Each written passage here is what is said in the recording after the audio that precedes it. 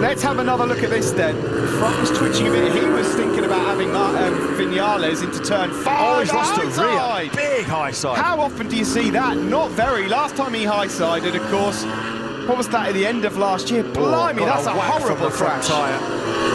Goodness me.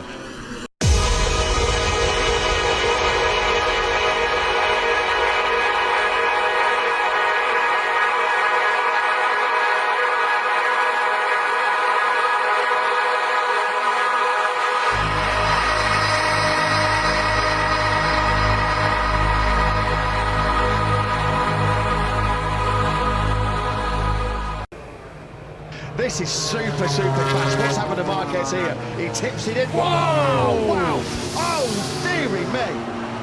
Unbelievable!